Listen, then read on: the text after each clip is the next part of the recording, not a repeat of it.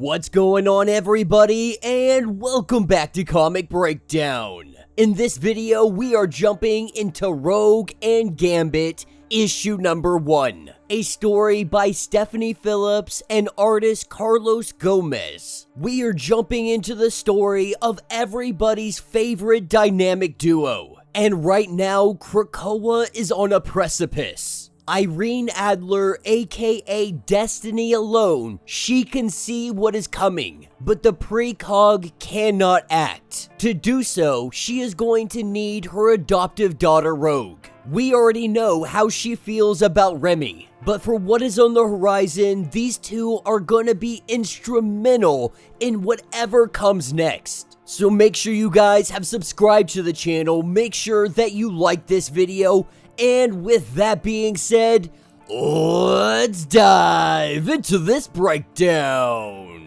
Alright gang, so as we dive into this issue, we are picking up with Gambit in an alleyway. And right now, Gambit is drunk off his butt. He has had a fabulous night out, but right now, that is all changing because he is facing some guys from the Thieves Guild. And in his drunken state, he is absolutely not able to fight these guys off. In fact, we see Gambit just getting his butt whooped by these guys. But the thing about it, even when Gambit is drunk off his butt, getting his butt kicked in an alleyway, he's always got an ace up his sleeve. Because the love of his life, the beautiful, magnificent Rogue, she always shows up. And today is no exception. When Rogue shows up, she immediately notices that Gambit is drunk. While Gambit tries to explain to his beloved that this was nothing more than a misunderstanding. One of the things I love about their relationship is that they are so independent from one another. Even in this comic, Gambit goes on to say that she has her things going on, he has his stuff going on. But no matter what, at the end of the day, they have each other's back. While the two of them fight off the Thieves Guilds, we see that Gambit almost throws up into Rogue's face. But with Rogue coming in to save the day, we are jumping 3 days ago. Right now, there is a prisoner transfer ongoing in upstate New York. The prisoner in question is none other than Lady Deathstrike, which Lady Deathstrike has actually been a popular character lately. Many comic book writers are using her and utilizing her in very unique ways. But with this prisoner transport making its way down the highway, that is when there is a giant bang. Something landing on top of the vehicle, all the men getting ready to unload everything that they got. When the doors blow off, they unload their weapons. But almost instantly, we see them electrified. And while we don't see the person's face, they let us know that they have been looking for Lady Deathstrike. With that prison break being completed, we are taken back over to New Orleans. As Gambit is starting to sober up, Rogue is letting it be known that she looked everywhere for him. They were supposed to meet in Lafayette, not some back alley with a bunch of assassins trying to take him out. And we also see that Rogue isn't very happy. The truth is, this is something that happens more regularly than she would like to admit. She is always having to save him from some drunken misunderstanding. What's more is that this was supposed to be their vacation. They would finally get a chance to reconnect, to re-establish a new kind of normal now that she's not on the X-Men team. This is when they are interrupted by Destiny, with Rogue going on to ask why she is here and if something had happened. But Destiny is here because something will happen. But Destiny is not being very forthcoming, saying that at least for now, she just needs Rogue to trust her. She needs Rogue to bring her Manifold. Manifold being Eden, once an Avenger, once working with Cable and Sword. Now he's kinda doing his own thing. But Destiny says that she cannot trust anybody with this information, that a time will come when they need Manifold, and that it is imperative that he be brought to Destiny. That's where Gambit, he calls a timeout. Because Gambit, he wants a little bit more detail. He wants to understand why she wants this done.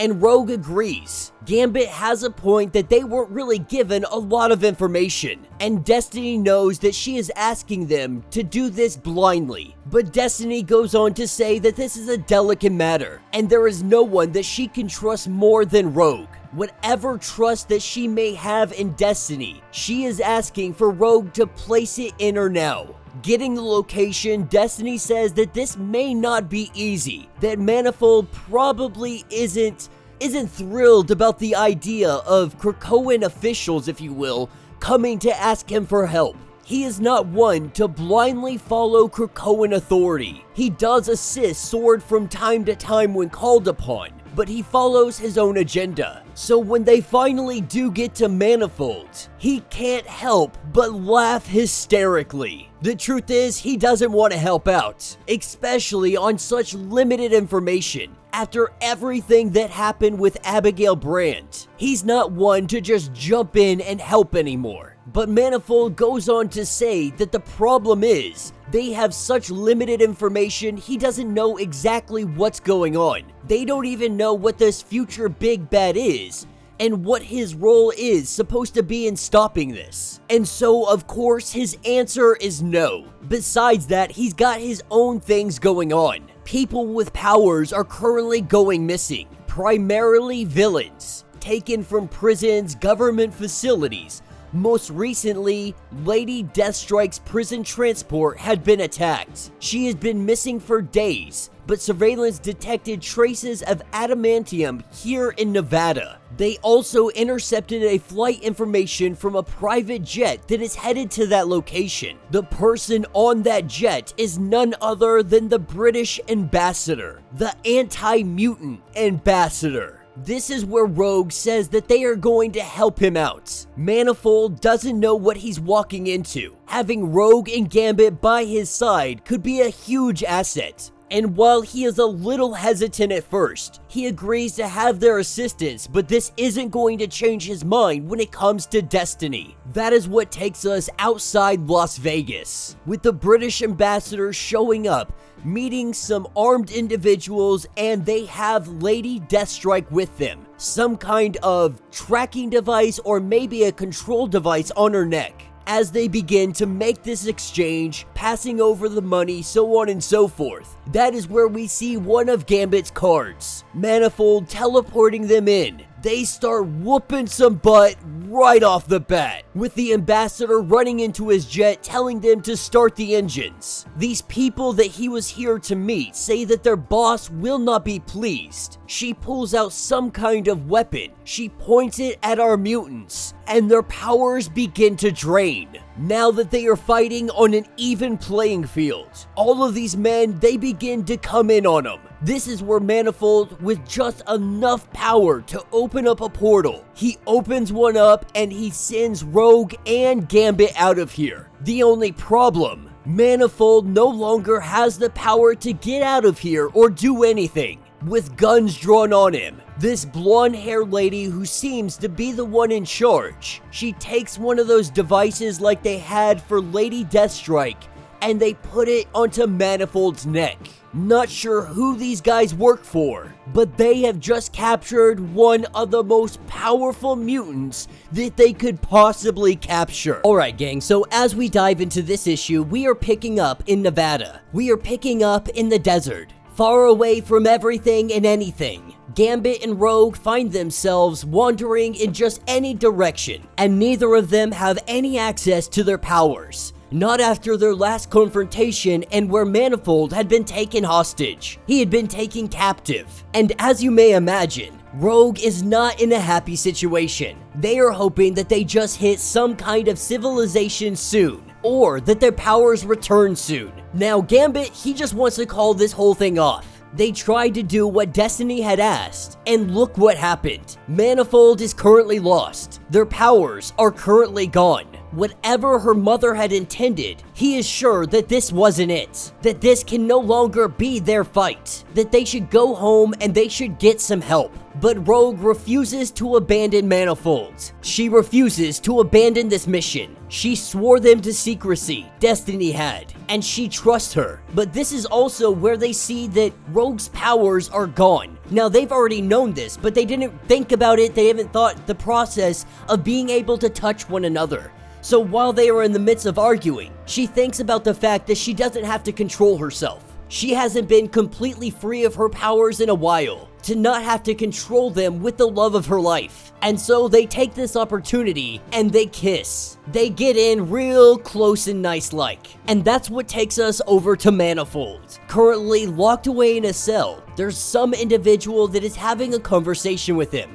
Manifold is trying to get some answers, but the person that is talking to him is being very vague. This person is curious on why Rogue and Gambit have been looking for him. Whatever that reason is, this person believes that that is where the true power lies, as well as the price that is now on Manifold's head, with Rogue and Gambit making it to some podunk town right outside of Las Vegas, about 50 miles or so. As for their powers, they are slowly coming back, but it's really a work in progress. As they go into the local saloon, they go in to get a drink of water. When they walk in, everybody stares at them, not sure how they're gonna be greeted. This is when a bearded, tattooed man comes over to Rogue, and he goes to shake her hand because he knows who she is. He is pretty sure that she is a person that has saved the whole dang world once. Picking up a little bit later in the saloon, everybody is having a great time. Of course, except for Rogue. Gambit's dancing, all of these guys are drinking, they're playing the piano,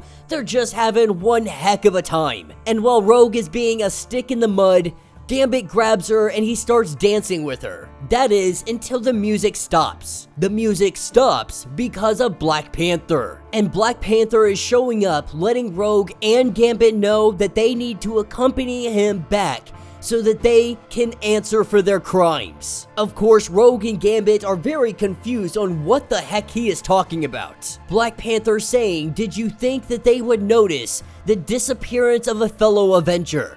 Of a friend. He knows that they were planning on taking Manifold because of what Destiny had told them. Manifold had let Black Panther know exactly what was going on. He had only hoped they would accept his refusal. But Black Panther says that he knew better, that they would never stop if the fate of all mutant kind was at stake. Going on to say that the only misunderstanding that is going on here is that they are on the wrong side. This is when one of the men in the bar, they go with a pool stick, go to hit Black Panther. He tells Black Panther to leave them alone, that mutants have got enough problems going on without some large cat interrupting them. And he tells them that his fight is not with them. This is when Gambit tackles him. The two of them begin to fight. Gambit having his powers come back momentarily. He believes he might have the opportunity to take down T'Challa. But as the two of them fight, we see Gambit just get his butt whooped. His powers still not at 100%. Getting thrown into the kitchen, that is when Rogue interferes. Rogue comes in with a Superman punch and lands it right across the face of Black Panther. This is when Gambit does something that's a little bit risky. While Black Panther is fighting Rogue, Black Panther hears somebody screaming for help. Somebody is tied to the stove, and the stove is currently on fire. Gambit did this to give them the opportunity to make an escape. Them running outside, they hop on a motorcycle, and they go to get out of here. Rogue a little upset that Gambit had done that. He put an innocent life at risk, but Black Panther will save her. He's a hero, that's what he does. With Rogue saying that she is going to be the one to drive.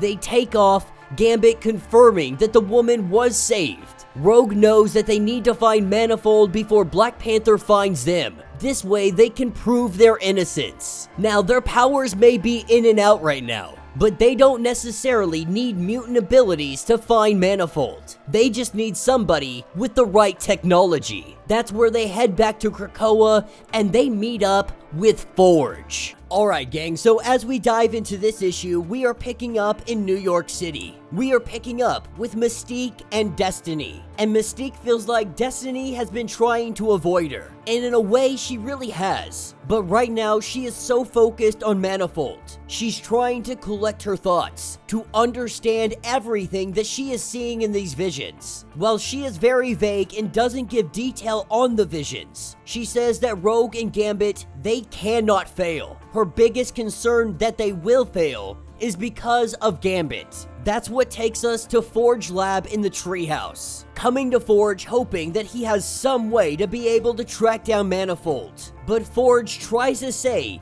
that he can't help them, not with the limited information that he has been given. He also goes to say that locating missing mutants, this isn't really his department. But Rogue has heard differently, and while Forge tries to quickly cover up whatever it is she's about to say, Rogue says that she knows about the suit. Destiny had told her, the suit that Forge had built using Caliban and Mystique's DNA in order to track down Darwin inside the Children of the Vault. And this angers Gambit just a little bit, because Rogue has been keeping this information from him. But right now, they don't have the time to argue about this. And while Remy definitely wants to have this conversation, it is quickly broken up because Forge says that he destroyed it, that there was a suit that could track and become any mutant. The only problem is, he already got rid of it, saying that creating it in the first place was a mistake. He thought about it falling into the wrong hands, what it could be used for, the damage that it could do.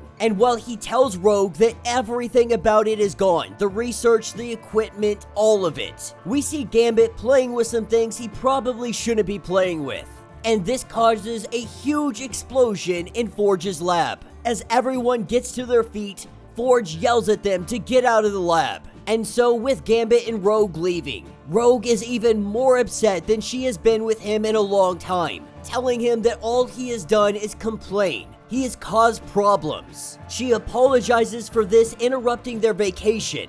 She apologizes for the fact that Remy just doesn't trust Destiny, but Rogue does. And now they have to try to find Caliban and absorb his powers, something she really didn't want to do. This is when Gambit shows us what he actually did in Forge's lab. Whenever Forge had mentioned that suit, he looked right at a desk, one that was right beside his workbench. Inside of that had all the information that they needed. You see, he may be brilliant with technology, but he should never play cards. At least the way Gambit sees it. And Rogue going to apologize. Gambit really doesn't want to hear it. As she said, all he has done is complain and cause problems. He's blown up both a bar and Forge's lab. And so he is telling Rogue that you can go and do this by yourself. That if you need my help, if you need my assistance, you know where I'm gonna be. But you need to go save the world. So go find Manifold. It doesn't take long, but we have Rogue showing up somewhere in New Mexico. Some location that looks like a military base of sorts. And at the very bottom of this place,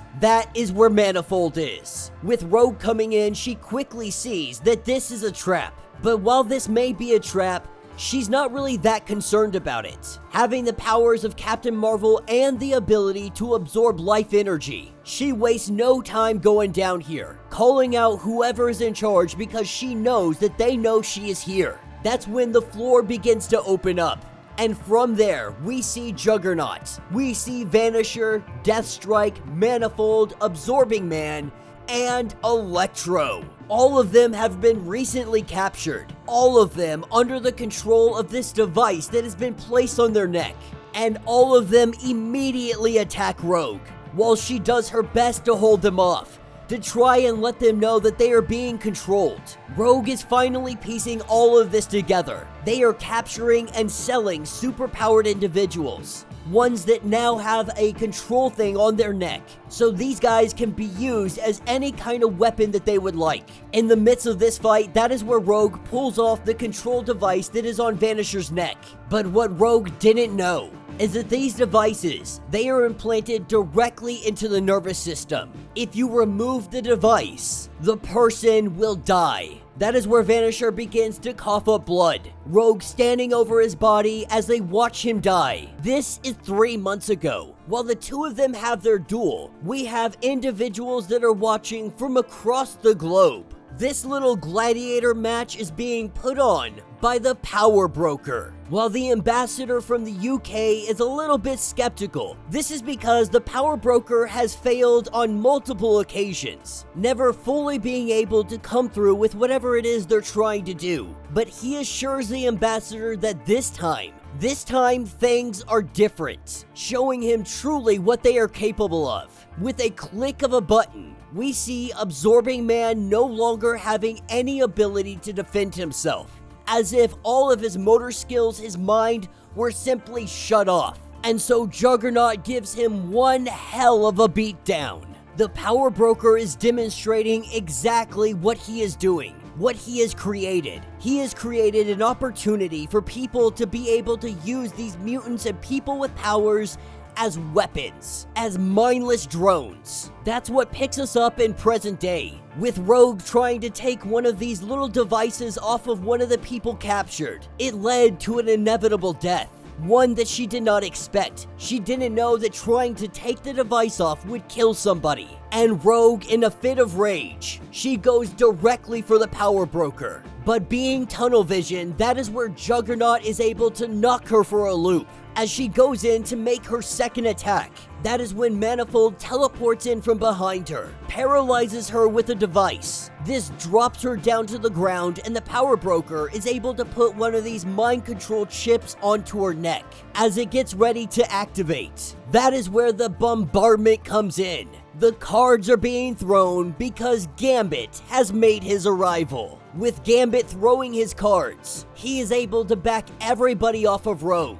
Getting that device off of her back, she is able to break free. She is able to stand up. But when she stands up, she immediately goes after Gambit because she is no longer in control. While the Power Broker didn't finish the implant process, she can still talk to Gambit, but she no longer has control of her powers. And so as everybody leaves, he instructs Rogue, using the device, to take out Gambit. And now the two lovers are in a deadly brawl. Rogue letting it be known that if you remove the device, you will end up killing me, just like she accidentally killed Vanisher. And so as Rogue makes her attacks, Gambit is playing defensively. He has no intention of hurting the woman he loves. While the two of them have this little brawl, they also have like a kind of therapy session. The two of them talking about the relationship, talking about how things have been bad, they've been sideways.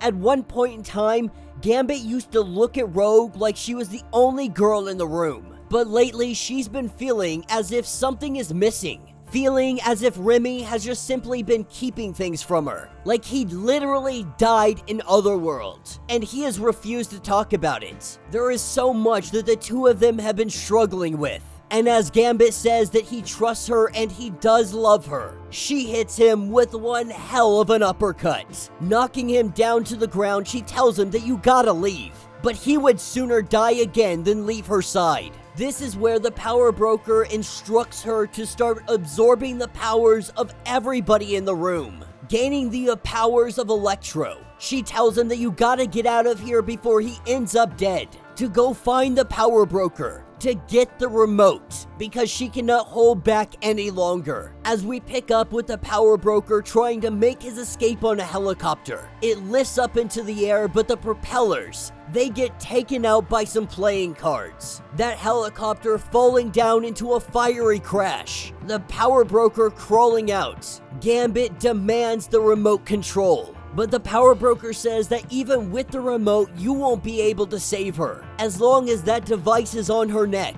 there is nothing that Gambit can do about it. This is when there is a rumbling, and from the building, the wall breaks down. absorbing the powers of Absorbing Man, of Electro, of Juggernaut. She comes crashing through that wall. Alright gang, so we are picking up exactly where the last issue left us, with Rogue absorbing all the powers of those around her. She came charging out of this facility, and she headed directly for Gambit. And as the two of them stand toe to toe, Gambit is doing everything he can to convince her that she has to fight against this. He truly does believe that she can break this hold, but while trying to convince her of such, we see Gambit hit right across the face, with Rogue telling him that he has to run, telling him that there isn't any more time, that he must make his escape. He must leave before it is too late. But even taking that punch across the face, even being hit back,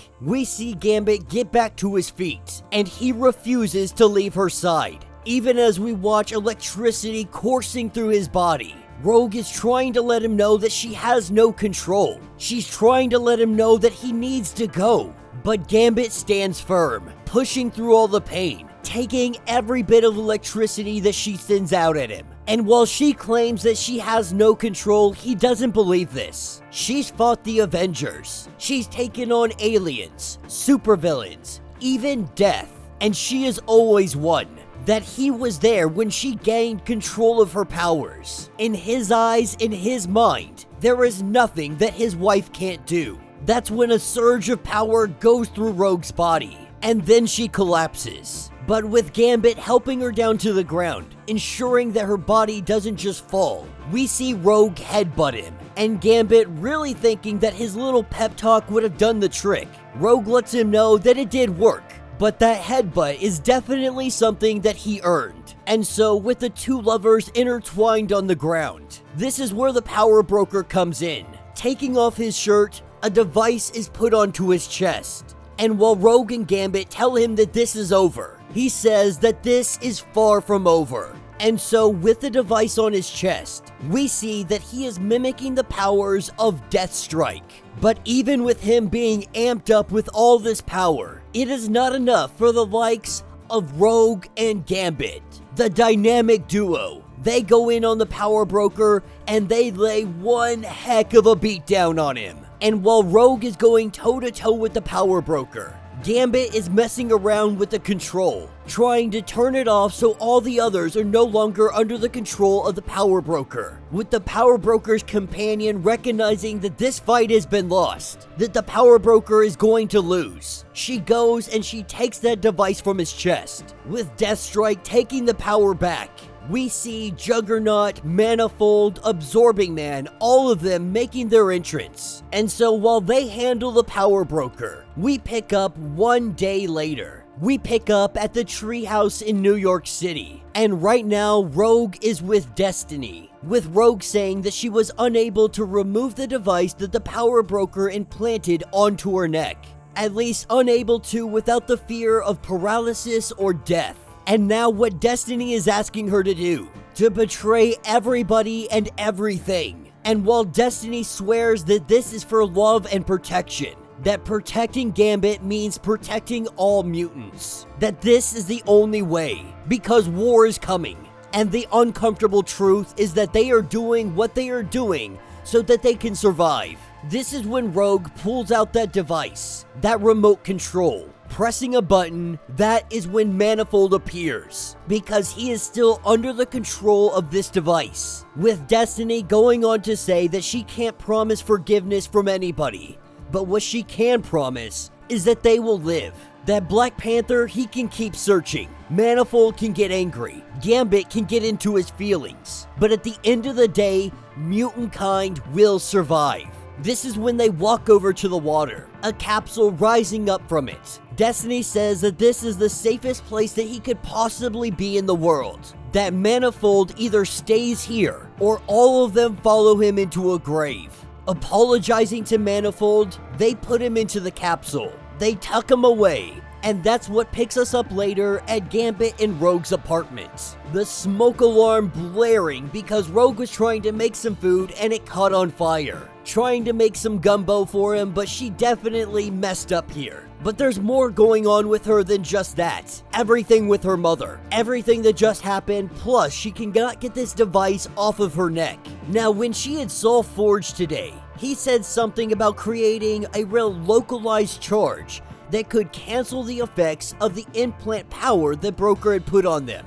And at first, Gambit is completely against this, not wanting to take the chance of killing the love of his life. And Rogue understands. She doesn't necessarily want to die herself. She knows that she could go through the resurrection process. But right now, she is trusting Remy to do this. And so with him trying, we see that he is able to remove the device. And we see the two lovers embrace. The two of them kiss. And that will be the end of this issue. So let me know what you guys think down in the comments. Definitely a fun little mini-series. In this new Krakoan era, we have seen relationships rise up from the ashes, and we have seen them fall drastically, whether it be Scott and Jean or Remy and Rogue. But in this circumstance, Remy and Rogue, they both together, they were struggling. They've had a lot of differences. Some barriers had been put up between the both of them. But we see that they were ultimately able to really figure out their differences. They were able to work together, to come back together. And while Gambit may be a little bit on the dramatic side, they always find their way back to one another. But the biggest part of all of this, we have seen quite a bit of Manifold. But not in the Manifold is out here knocking out all of this crime or taking care of these supervillains. People are looking for Manifold, specifically Omega Sentinel and Moira. Now, we have seen them talk a great deal about how Manifold can be the make or break, that he will be the determining factor if mutant kind survives or not. Destiny has said the same thing, that if Manifold lives, mutant kind will survive. If Manifold dies, mutant kind will fall with him. But at least for the time being, it appears that Manifold is safe. He is tucked away and he is hidden. Only Rogue and Destiny actually knowing where he is. And so with the fall of X just on the horizon, we must wonder, what is Manifold's role? What part is he going to play when it comes to the fall of X? I, for one, cannot wait to find out. So let me know your thoughts. Let me know your theories. If you would like to get completely caught up on everything going on with this series, be sure to check out the link at the top of this video as well as in the description.